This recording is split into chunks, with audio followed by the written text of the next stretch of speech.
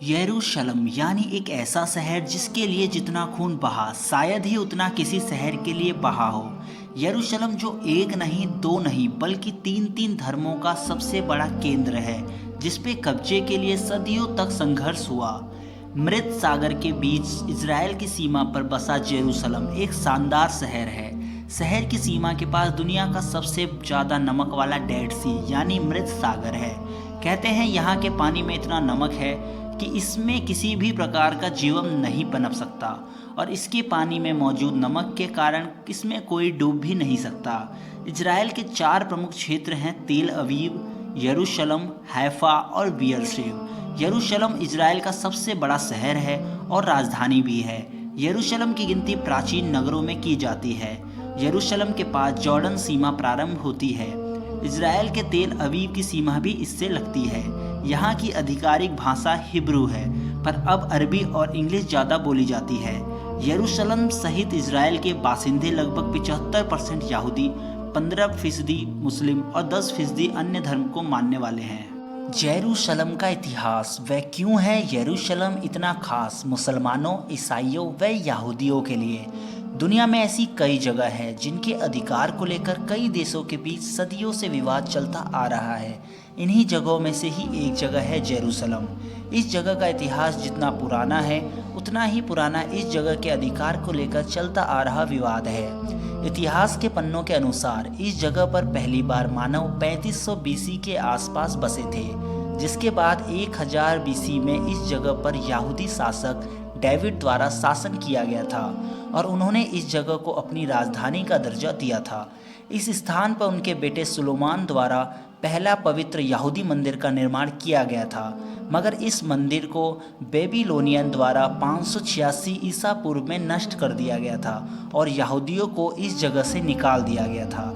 इस घटना के 50 साल बाद फारसी राजा साइरस ने यहूदियों को यरूशलेम लौटने और यहाँ पर अपने मंदिर का पुनर्निर्माण करने की अनुमति दी थी। ऑटोमन साम्राज्य का शासन। यरूशलेम में कई शासकों द्वारा राज किया गया है और इन्हीं शासकों में से एक शासक सिकंदर भी थे।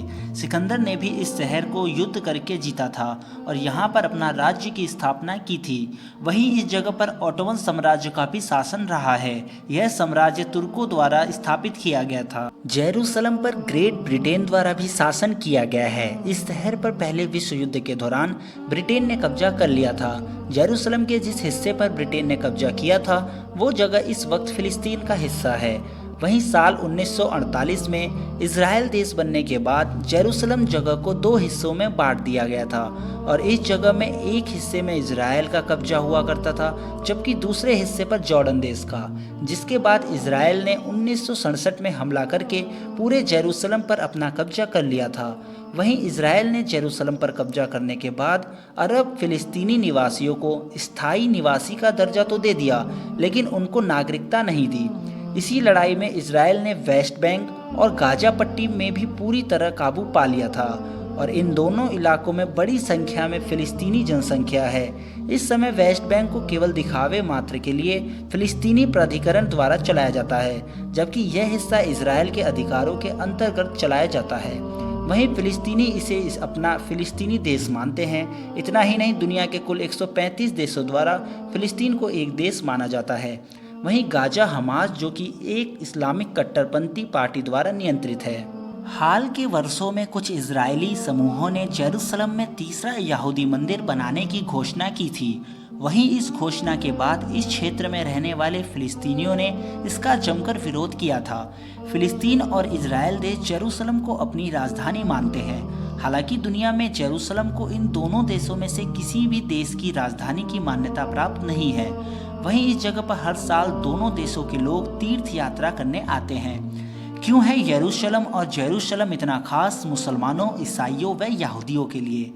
टेम्पल माउंट का महत्व।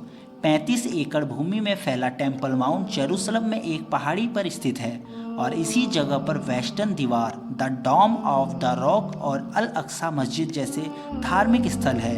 इन्हीं धर्म स्थल पर हर साल कई संख्या में मुस्लिम, यहूदी व ईसाई धर्म के लोग आते हैं। मुस्लिम धर्म की आस्था। इतिहास के अनुसार इसी जगह पर पैगंबर मोहम्मद साहब ने अपनी अंतिम सांस ली थी और यहाँ से ही उन्होंने अपनी स्वर्ग की यात्रा की थी, जिसके बाद इस स्थान को मुसलमानों का पवित्र स्थल होने का दर्जा मिला और इस स्थल पर ही उनकी पवित्र अल अक्सा मस्जिद है। इस मस्जिद को मुस्लिम धर्म के मक्का मदीना के बाद तीसरा सबसे पवित्र स्थल कहा जाता है। हर साल यहाँ पर कई लाखों की संख्या में मुस्लिम आते हैं। ईसाई धर्म की आस्था। ईसाइयों के लिए भी यह स्थान एक पवित्र स्थल के समान है। ईसाइयों का मानना है कि इस जगह से उनका धर्म पूरी दुनिया में फैला था। इस जगह पर उनके भगवान यीशु ने चमत्कार दिखाए थे और लोगों को उपदेश दिए थे। इतना ही नहीं, इसी स्थान पर यीशु को सूली पर चढ़ाया गया था, जिसके बाद वो फिर जिंदा हो गए और कुछ दिनों तक उन्होंने लोगों को ज्ञान दिया, जिसके बाद वो स्वर्ग चले गए थे। यहूदी धर्म से जुड़ी आस्था। यहूदी धर्म में इस जगह का काफ़ी महत्व है और इस धर्म के लोगों का विश्वास था कि यह जगह धरती का केंद्र है और इसलिए इस जगह पर उनके भगवान का निवास है।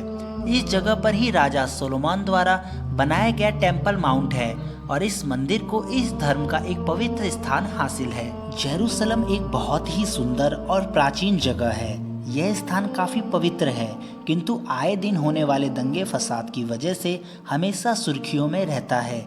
इस जगह का ऐतिहासिक महत्व व पवित्रता के लिए तीनों धर्म को मिलकर काम करना होगा और ऐसे दंगे फसाद से जेरूसलम को बचाना होगा, क्योंकि तीनों ही धर्म के लिए इसका महत्व बहुत अधिक है।